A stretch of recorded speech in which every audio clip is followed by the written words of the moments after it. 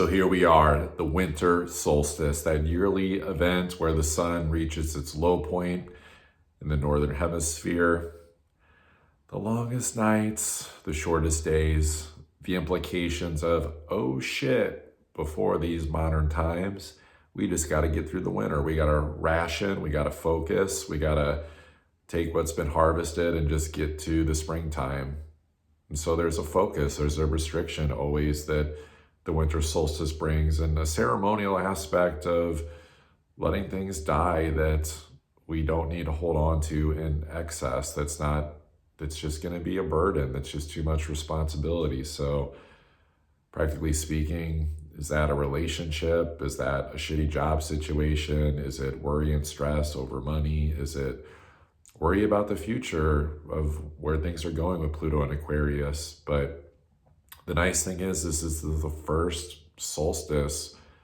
winter solstice since 2007 that we haven't had Pluto in Capricorn. So you get this seasonal piece with the winter solstice where it's like, yeah, things die. It's a natural part of the rhythms of life.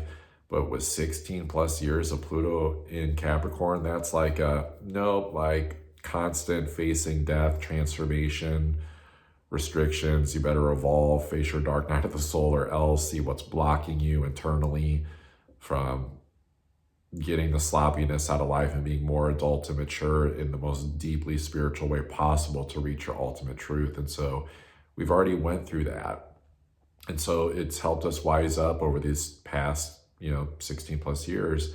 So now we're at the point where it's like, oh, cool, we've got like a clean lane. It's like driving down the straightaway with a bunch of snow on the sides. There's no particular, roadblocks, at least for the solstice part. Once you get further into Capricorn season, obviously it's the mountains. There's twists, there's turns, there's obstacles, but these are more manageable ones now. Like, this is the sun coming in now to bring more joy, more vitality, kind of even like an interesting rebirth after Pluto did its thing, to be like, you know what, I can move forward. I can overcome the challenges and obstacles in my life. I can rise up to the occasion and be the captain, be the leader for whatever obstacles prevent our ultimate growth. So it's been a lot of soul growth. Now this can be a little bit more of the practical reality piece of like, okay, how do we reach for that high purposeful element of what we came here to do? And the nice thing is too, is that because Capricorn deals with achievement and it is an earth sign, it's actually feminine. So it's actually about being rewarded for the hard efforts. There's a receptivity to it with it being a feminine energy. So this is where I think that we don't have to worry that we're not gonna get the gold trophy or that we're gonna win it. This is more so where it's like, what is your birthright and destiny that you just came to experience? It's sort of a spiritual mandate that came from the heavens to reach to that occasion. And what if with the rest of this astrology now, it's just about making those new connections in terms of our consciousness, of not needing to overly dream about how it's going to work or force it to work or get into the illusion that it's all going to be okay, but how do we shift and reprogram our consciousness to reach for the heavens, to where we're just coming from our higher mind and we're creating and co-creating with more of those natural rhythms of life. So I would highly recommend everyone take time this winter to grieve and let go of what needs to be let go of, but then also see that there is this component of there's still going to be challenges and obstacles and the reality that we have to show up to. But if we just keep taking those actions, as messy as it may seem, it's like, just do it. It's like, do it anyway, do it messy.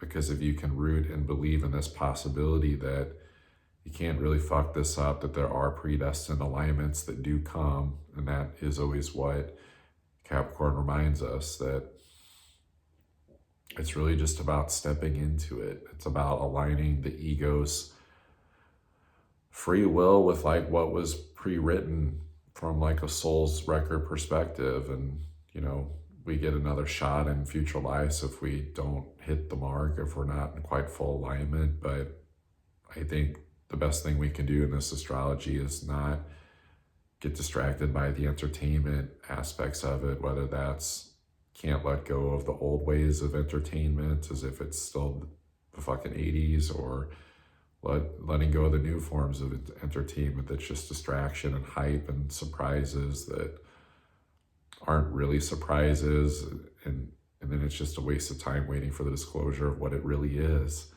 This is more so about how do we put in the effort from now, really, for this next 18, 19 months, and then look back and we're surprised about how stupid, simple, basic it is, that we're just consistent and keep moving forward for the focus of what it is that we're meant to do here, that it comes into its full realization and we get out of fear.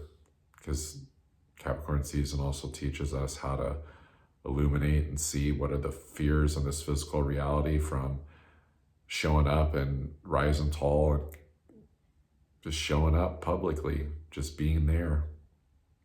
These are opportunities for all of us to basically shift dimensionally now. So, happy winter solstice. I'll talk to you later.